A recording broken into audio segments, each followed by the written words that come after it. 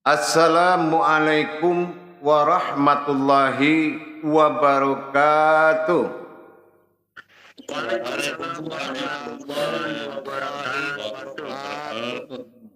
Alhamdulillah, alhamdulillahi rabbil alamin. Assalatu wassalamu ala ashrafil anbiya'i wal mursalin Sayyidina wa maulana Muhammadin. Sallallahu alaihi wasallam. Ashhadu an la ilaha illallah wa ashhadu anna Muhammadar Rasulullah. Allahumma sholli ala Sayyidina Muhammadun musabil wal ikram ya wal jalila wal ikram wa tahirin wal mujahidin amma ba'du. Ibadullah wa ittaqullah. Bersyukur kita kepada Allah dengan mengucapkan alhamdulillahirabbil alamin atas limpahan karunia rahmah hidayahnya, sehingga malam ini kita bertemu lagi dalam perintahnya bertolabul ilmi insyaallah. Bersalam kita tidak akan pernah kita lupakan. Marilah sama-sama kita panjatkan kepada junjungan kita, Nabi Allah, Nabiul Akhirul Zaman, Rasulullah Muhammad sallallahu alaihi wasallam. Atasnya kalimahnya kita kalamkan bersama-sama dengan membaca Allahumma sholli ala Sayyidina Muhammad wa ala ali Sayyidina Muhammad. Alhamdulillah para jemaah sekalian, dalam rangka meningkatkan tauhid kita kepada Allah Subhanahu wa taala, ada beberapa hal yang sangat wajib ditanamkan di dalam diri. Yang pertama adalah kedudukan Allah bersifat pada diri. Yang kedua, hati nurani bertuhan kepada Allah. Ini yang pertama. Kekayaan ilmu tidak akan membawamu bertuhan kepada Allah, tetapi niat bertuhan kepada Allah yang akan membawa kekayaan ilmu. Jadi kalau ilmu dibahas, sama artinya kita menghitung pantai pasir di pinggir pantai. Tidak akan ada habisnya. Tapi kita perlu satu butir pasir di mana kita takluk, kita jamin laut akan kita seberangi, yaitu dengan niat yang baik. Insya Allah, yang menjadi pemahaman yang utama di dalam mentauhidkan diri kepada Allah, mengerti dengan kiat-kiat ketuhanan di dalam diri. Kalau kiat diri kepada Tuhan, mungkin kita bisa atur dengan segala cara. Tapi kalau kiat Tuhan ke dalam diri, tidak bisa kita atur, melainkan introspeksi diri yang lebih dalam. Sinyal-sinyal ketuhanan ini adalah bahasa dan kalam yang wajib kita taati. Sudahkah kita paham apa yang dikatakan aku di badan prasangka umatku? Sudahkah kita paham, ataukah kita berprasangka itu menduga? Apakah prasangka yang dimaksud itu kira-kira? Kita pahami itu dulu. Kenapa? Ini tauhid. Hubungan ruhaniyah batiniah dengan Allah. Hubungan kerahasiaan dalam bentuk isyarat. Makanya Adam bersifat si baharu, bisa merasakan kedatangan siapa saja. Wujud Adam adalah wujud ilmu, wujud Muhammad wujudnya kodrat. Wujudnya nyawa, wujudnya ada. Pernahkah kita paham Dikala Allah menyenangi dunia, tiba-tiba kita sholat aja. Ya, dikala Allah menyenangi ibadah, kita berdunia, nggak nyambung. Dikala Allah ingin jadi Tuhan, kita nggak pernah sholat, nggak pernah kemana-mana.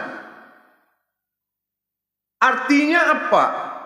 Perhatian prasangka tadi perlu diperdalam. Inilah peran AIU.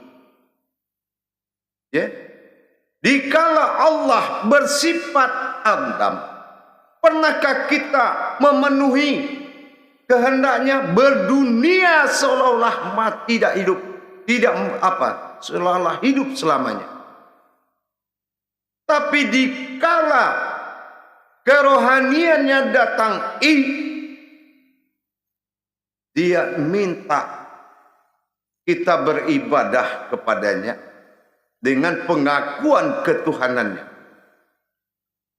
Tapi dikala batin, disinilah dia butuh berhadapan dengan dirinya sendiri. Pernah nggak kita keinginan untuk mendapatkan kehidupan Allah dengan kiat-kiat prasangka tadi? Sinyal-sinyal ketuhanan itu perlu kita tanamkan. Perlu kita pelajari, menghindari syirik, fasik, dan munafik. Kalau amalan bisa membawamu munafik, ibadah bisa membawa ke jalan syirik. Tetapi perhatian tidak akan pernah membawa ke jalan manapun, kecuali musyahadah, saling mengintai dan saling memperhatikan. Jamaah yang dirahmati Allah rahimakumullah, apapun yang kita pahami di jalan Allah, tetapi kita tidak mengerti bagaimana kiat hidup dengan Allah, ini juga percuma. Ya Allah, kenapa perasaan saya pada jasad? Apa yang Engkau mau ya Allah? Ingin jalan-jalan? Ingin kemana kita ya Allah? Ya Allah, kenapa perasaan saya merindu? Kok diri saya bergetar? Oh, ada apa ya Allah? Oh, ingin saya mengingatmu. Ya Allah, kenapa aku merasakan diri tak ada ini? Rupanya sudah saatnya aku melupakan mewujudmu dan jadi wujudmu sendiri. Itu kita tidak pernah mengalami karena jiwa bertuhan kita belum ada.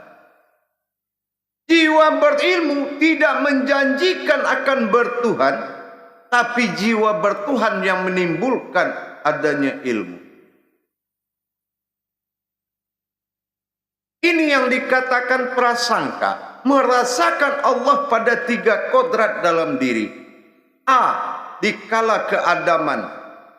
I, yang kedua, dikala keihsanannya. Dan U, dikala keinsanunya. Dikala mewujud dia berbentuk akidah, akhlak, teringat jasad dan mencintai jasad, rupanya Allah berkehendak dia bertajali ke dalam zahir. Maka segala yang di depan akan tuntas dengan menzahirnya Allah.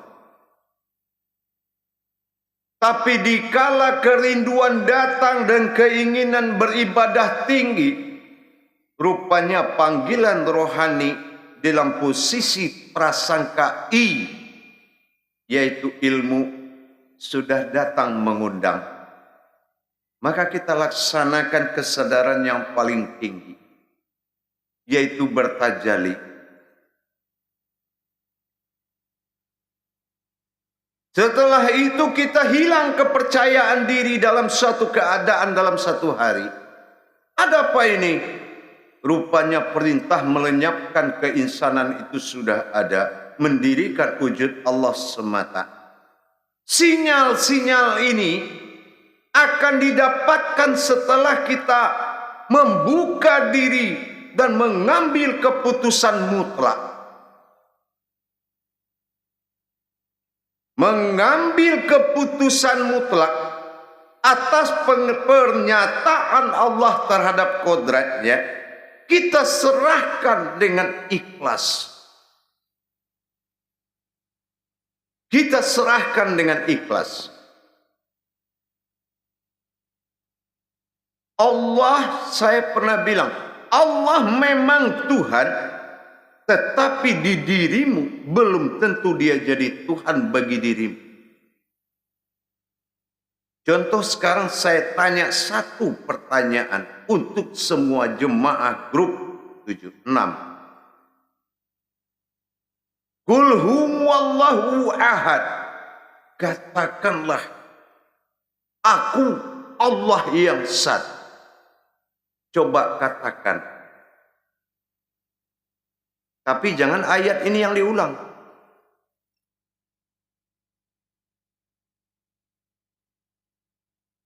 Coba katakanlah mana. Tapi kalau mengulang ayat ini, itu bukan menyatakan dia Tuhanmu. Kulhu, katakanlah aku Allah. Alifnya di bawah. Ahad. Bukan ahad, ihad, tapi ahad. Sekarang bagaimana kita menyatakan ketuhan, mengangkat ketuhanannya, sementara mentajalikan ayat itu kita tidak bisa.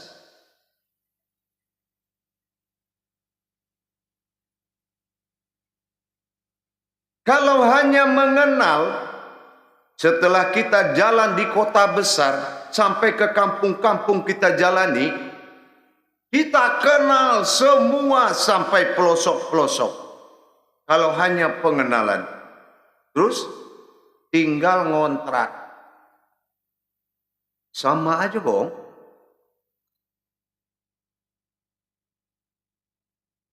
Gak ada artinya pengenalan tanpa wujud.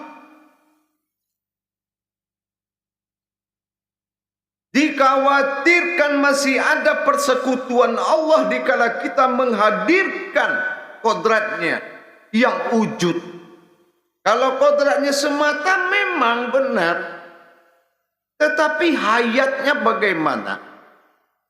Rohani kita belum tenggelam dalam batin dia, belum menyatakan ketuhanan dia. Contoh sekarang begini. Qul huwallah, katakan aku Allah. Coba katakan, pakai bahasa apa? Bagaimana mentajalikan? Betul tidak? Ini masalah Tuhan. Nggak mungkin dengan suara ini kita katakan. Nggak mungkin dengan ma'rifat kita katakan. Tajali itu bukan ma'rifat. Tajali itu perjalanan. Apa yang diperjalankan dengan makna kata tadi? Kodrat mana yang diperjalankan? Satu. Yang kedua, kalau memang ketemu bentuk dan wujudnya, siratal ladzina an'amta 'alaihim, kalau memang diri tersirat itu adalah aku batin yang terlihat, yaitu diri Allah. Sekarang coba dirikan diri Allah itu dengan satu kali aja. Bisa nggak dia menjadi an'am ta'alaihim itu? Tanpa tajali tidak bisa. Tidak akan bisa jemaah. Allah itu tidak sia-sia deh. Dan dia tidak lalai akan akal, iman, dan ilmu.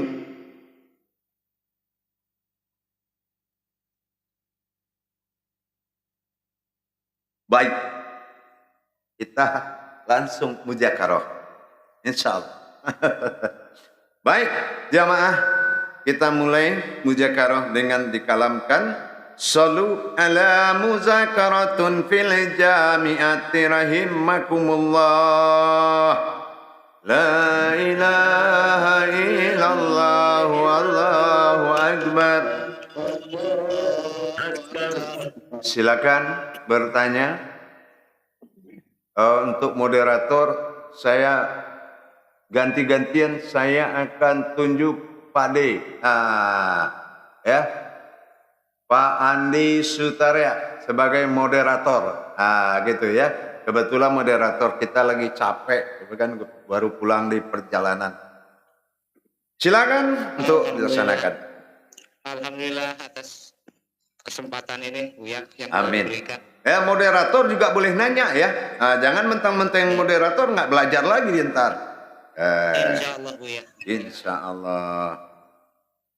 Silakan Bapak-bapak untuk Buya Karongnya langsung aja angkat tangan. Silakan. Nah, komandan kita nih, silakan Pak Barlan untuk waktunya, waktu dan tempat kami persilakan. Suaranya. Terima kasih Pak Ande. Assalamualaikum warahmatullahi wabarakatuh Buya. Waalaikumsalam warahmatullahi wabarakatuh. Alhamdulillah dapat pencerahan baru lagi. Ilmunya benar-benar ini ilmu ketemu. Ya merasa sudah full dibalik lagi ini. Ya Allah ya Tuhanku. Ternyata emang ini laut-lautan itu. Insya Ya Allah. Allah. Setiap ketemu Bapak pasti ada ilmu baru. Insya Allah. Rasanya saya udah ini juga nih, tapi memang harus ketemu lagi. Insya Ini yang dikatakan harus mengupas ilmu bawang, bawang itu. Ya Allah. Insya Allah. Saya sangat tadi terpana dengan saling mengintai. Buya. Tadi Buya bilang begitu. Memang ya saya merasa ini kekurangan juga di saling mengintai. Ilmu baru ini. Musyahadah. Kalau Musyahadah. iya. Oh, musyahadah Bu ya. Iya, musyahadah. Itu saling mengintai. Ya. Di antara ini apa sebenarnya ini tadi? Nah, ini siapa yang mengintai dan siapa yang mengintai Bu ya? Nah, ini menurut perlu paham juga di sini Bu ya. Nah, itu dulu Bu ya yang mau saya Bunda dapat menjelaskan nih. Ya. Terima kasih Bu ya. Insya Allah. Pertama, Allah menguji akal kita terlebih dahulu dalam makom musyahadah. Dia uji dulu. Mengintai dalam ini adalah pertama tajalli rasa dulu. Apakah akal ini sudah bisa menjaga apabila dia berbuat dia akan dilirik. Ini pengakuan akal. Yang kedua adalah iman. Iman ini apakah dia yakin dengan apa yang dia lakukan atau ragu? Nah, ini diintai dulu nih. Yang ketiga ilmu. Apakah dia berani atau ragu menjadikan apa yang dikehendaki Allah? Itu pertama. Yang jelas faktor yang saling mengintai atau musyahadah tadi adalah makom kodrat terhadap zatnya Allah. Sifat yang Allah jadikan di diri kita kepada wujud batinnya sendiri akan menerjemahkan apa isyarat yang diberikan. Nah, disinilah Allah akan melihat bagaimana antara batin dengan rahasia itu saling mengintai. Batin sudah pasti berpihak ke semua kodrat, sementara sir berpihak kepada wujud. Inilah yang dikatakan ilmu basmalah. Antara batin dengan sirnya Allah, mereka adalah dua kodrat yang saling bertajalli. Kalau batin digali, alif abtar akan berwujud batin. Tapi kalau sir ditenggelamkan kepada sesuatu yang ada. Inilah perkara jantung dan perkara nyawa. Kata jantung Allah Allah, kata nyawa aku Allah. Nah, bagaimana ceritanya? Iya kan? Akhirnya diomelin tuh sama nyawa. Sini kamu. Dipanggil batin. Alastum birabikum. Nah, ini alif ini. Alastum birabikum. Sudahkah kamu aku akui saya Tuhan? Terpaksalah bilang batin, bala syahidana. Nah, kalau begitu maujud engkau. Jangan aku katakan aku. Katakanlah engkau adalah aku dan engkau adalah aku. Akhirnya terjadilah sifat zahir dan batin. Zahir dikuasai batin dan batin dikuasai oleh sir. Itulah dua kekuatan ini berperang menentukan keputusan. Lulus nggak sebuah wujud batin tenggelam ke dalam sir, sir wujudlah semata. Inilah yang dikatakan musyahadah. Apapun mau duka semuanya batin. Ya. Siap nggak kita beriman? Adakah iman ilmu kita kalau yang zahir itu batin? Umpama kita tanya ke anak kita yang sekolah di SMP. Nak sini. Beda zahir dengan batin apa ya nak? Pak, yang zahir dari dulu kelihatan pak, yang batin kagak. Oh iyalah.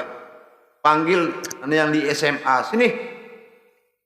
Menurut kamu zahir batin itu apa sih bedanya? Apa kayak? Yang setiap yang zahir itu batil itu pak, yang batin itu yang hak. Oh, kita tanya anak lagi kuliah, sini kamu. Zahir batin itu apa sih nak? Sama aja pak. Yang zahir itu dari batin, yang batin dari zahir. Itu dia yang saya minta. Kan gitu. Siap nggak kita dengan iman itu? Ini yang dikatakan AIU. Boleh tiga kedudukan terjadi, tapi bukan tiga alif yang terjadi. Inilah kedudukan tadi. Bagaimana gejolak dia kepada batin, bagaimana gejolak dia kepada zatnya rohani, bagaimana gejolak dia kepada nurani, dan apa yang akan diterjemahkan di saat dia mencapai kedudukan itu. Itulah prasangka.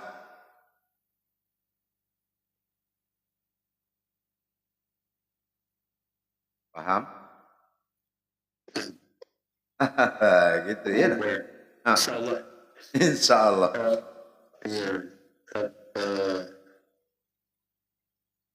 Agak ya itu yang saya selalu alami. Kita selalu bertanya di situ. Benarkah ini? Gitu. Itu memang Buya. Persis yang Buya ini bilang tadi. Jadi waktu kita mengerjakan begini, kita sudah benar ini enggak? Benar nggak itu? Hanya segitu saja. Itu ada perasaan gitu Buya. Nah, benar tadi yang Buya bilang itu saling ngintip itu. Nah, jadi ternyata saya harus tanamkan itulah dia pada saat itu Buya. Gitu Buya. Iya. Makanya kalau kita berprasangka itu bukan menuduh. Mengintai itu bukan dalam bentuk mengintel. Mengintai ini kesiapan keumatan dan kesiapan ketuhanan.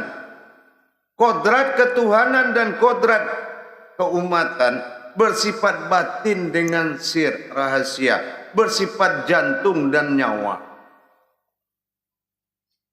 Ya. Nah, apa jadinya dari getaran dua wujud tadi sehingga maujudlah. Inilah datangnya alam kerahasiaan tadi.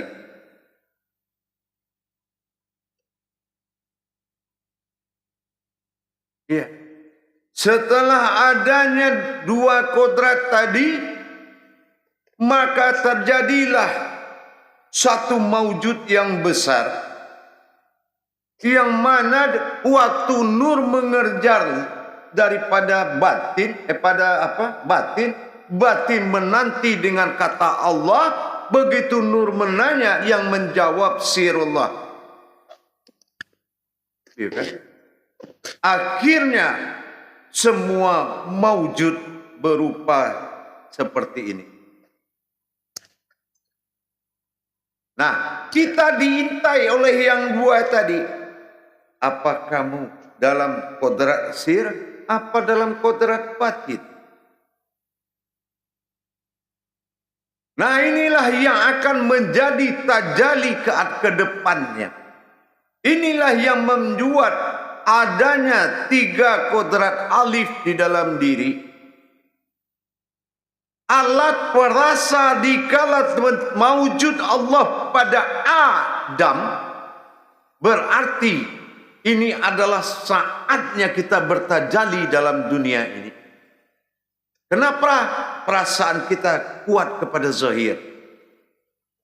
Terus mungkin beberapa jam lagi, kenapa perasaan kuat kepada rohani?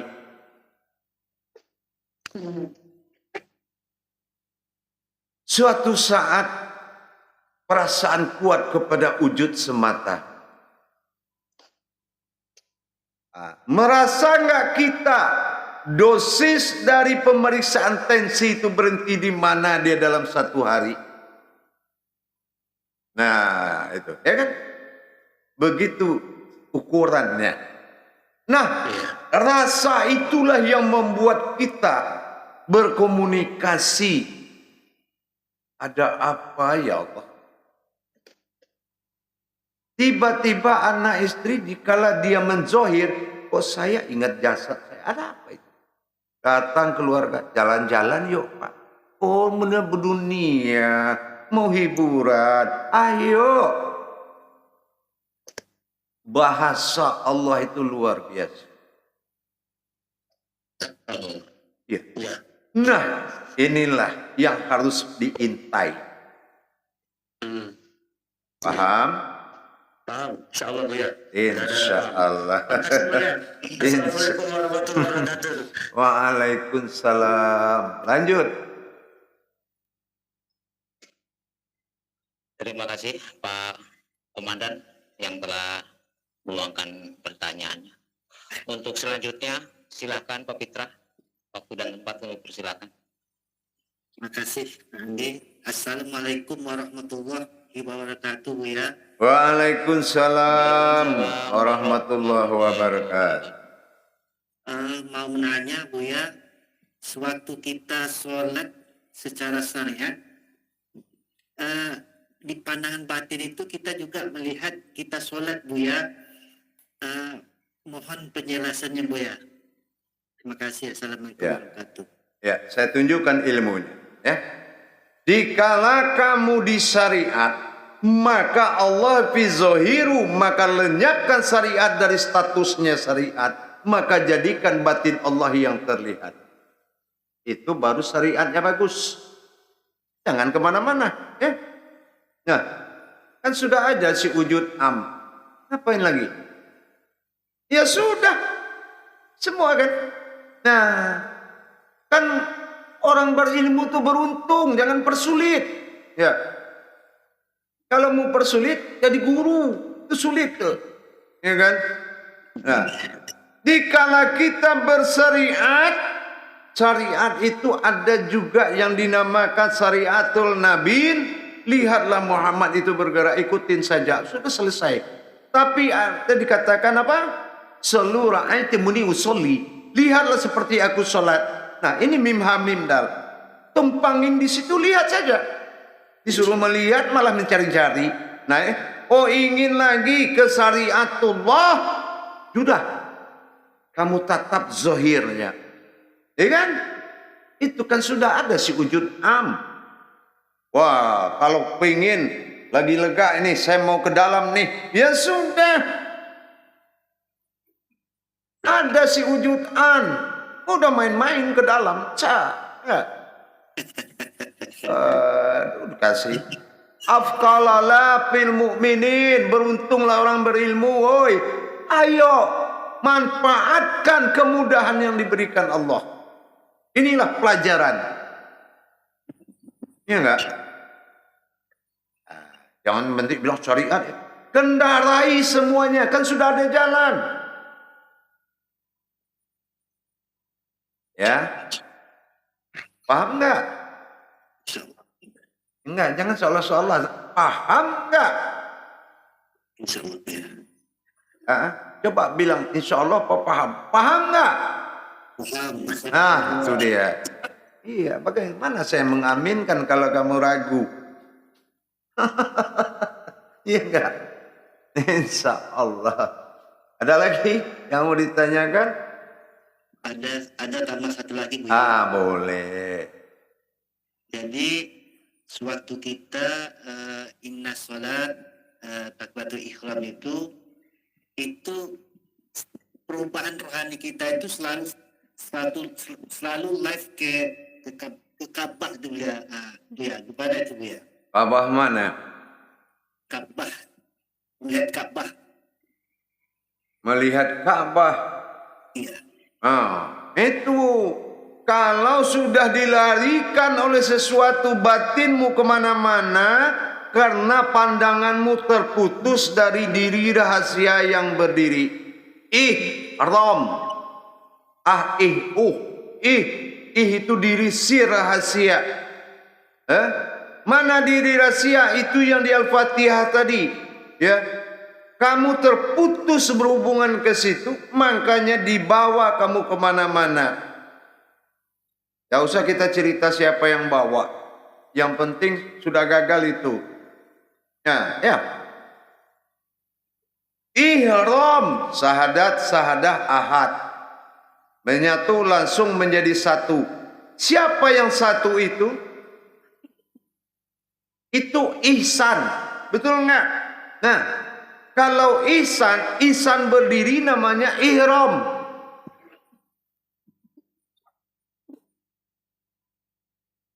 Barulah ihsan, dia melipat tangan, dia mengaku siapa dia. Siapa kamu? Ya, ini bahasa kita aja. Mau dibilang ibadah, saya juga. Mau dibilang sholat, saya juga. Mau dibilang hidup, saya juga. Mau dibilang mati, saya juga. Mau dibilang apa aja. Oh, kamu berarti umat yang dicari. Iya, sayalah dia. Nah, itu. Sempurnakanlah aku, ya Allah. Ya sudah, berdiri kamu di alam kabir. Saya datangi kamu. Kabira walhamdulillahi katsira wasubah. Hilang semuanya. Tidak ada lagi. Batin ini yang tinggal kabira. Berdirilah kamu dalam kesendirian. Al-Fatihah. Masuklah dia. Menjadilah si wujud ya, yang dikatakan dengan kodrat Allah. Arif. Inilah dia. Allah Ta'ala ihim. Masuklah Ta'ala ihim. Karena apa? Kalau tidak Tuhan yang beribadah masuk kepada Tuhan yang wujud. Nah ini kan dua. Lillah, ilah dengan ta'ala. Paham?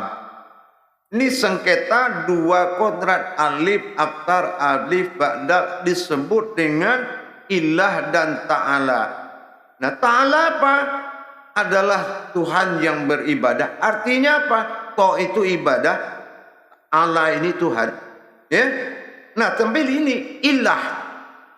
Ya, ini Tuhan semata. Inilah wujud yang akan dihasilkan oleh Al-Fatihah. Paham? Jangan cari-cari Ka'bah. Kembah mana? Kalau nak Ka'bah mana haji kan? Nah itu bahasa. Apa bahasa? Yang ente alami itu bahasanya apa? Perhatikan mengenai kodrat. Nah kira-kira begitulah arti. Itu peringatan. Kenapa kamu melihat Ka'bah? Kalamnya mengartikan perhatikan kodratmu. Dirimu perhatikan. Itu kurang kuat dirimu itu. Ka'bahmu kurang kuat. Ka'bah itu diri.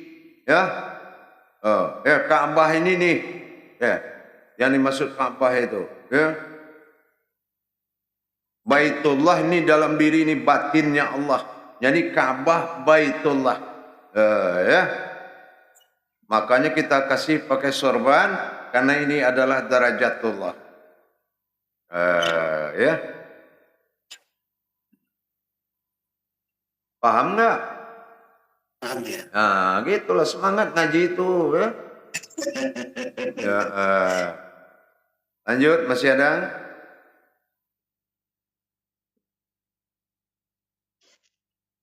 Silakan Bapak-bapak untuk selanjutnya. Silakan Pak Badrun Hakim. Waktu dan tempat. Kami persilakan. Bismillahirrahmanirrahim. Assalamualaikum warahmatullahi taala wabarakatuh ya. Waalaikumsalam warahmatullahi wabarakatuh. Pak Fitra, mohon tangannya. Izin bertanya ya. Insyaallah. Penjelasan dari AIU tadi ya.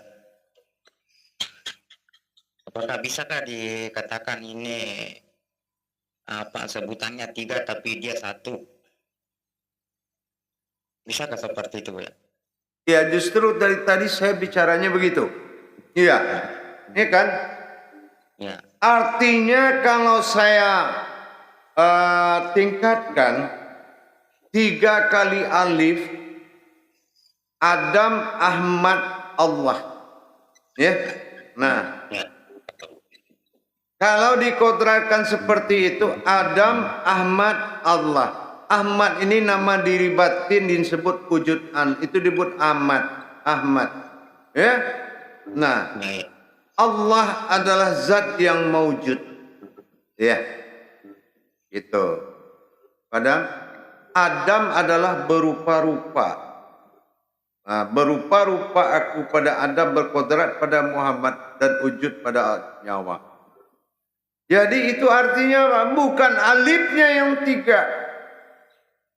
Karena harfiah dalam Al-Quran dinamakan watan. Hijaiyah dalam Al-Quran dinamakan kodrat. Allahu la ilaha illallahu. Berarti naik domah ke atas alif. Ya kan? Ke atas a. Aku. Allah, tidak ada Tuhan selain aku. Padahal di syahadat la ilaha illallah. Ya kan? Dia adalah Tuhan melainkan Allah. Tapi dalam pernyataannya, ketuhanannya, la ilaha illallah wallahu. Nah, itulah fungsi perpindahan hijaiyah tadi. Harfiah tadi. Allahu la ilaha illallah jatuh kepada maujudnya. Allahu la ilaha illallahi jatuh pada kodratnya. Allahu la ilaha illallahu jatuh kepada keakuannya. Paham? Insyaallah ya. Insyaallah. Yang yakin paham. Insyaallah. Jadi Buya gitu. Itu kedudukan itu ya, Bu ya. Tuh dia. Nah, tergantung nanti kamu mengontrol apa yang berpengaruh di dalam perjalanan hidupmu dalam satu hari. Rumusnya sudah ada 3 tadi. Nah. Ya. Nah, apabila kesenangan yang tinggi, kenyamanan yang tinggi itu datang, berarti posisinya prasangkanya di dalam A. Maka bawalah, mau kemana kamu jalan-jalan, ajaklah Allah. Kenapa? Allah rindu melihat umatnya yang banyak, melihat umatnya senang-senang, melihat umatnya tertawa. Kalau pengaruhnya sudah naik ke jasad. Tapi pengaruhnya naik nanti ke I, maka kamu harus membagi rasa dalam setiap perbuatan. Harus berkomunikasi batin dengan dia. Karena posisinya dalam zat marwah ruhinya. Tapi apabila Kamu sudah tidak suka dengan bertele-tele yang ada di depanmu semua. Ini sudah menuju ke makom batinnya. Nah, maka kamu segera memisahkan diri untuk menyatakan keumatanmu kepada dia. Lenyapkan dirimu, melainkan dia semata. Itu. Insya Allah ya. Carilah tempat berdiam.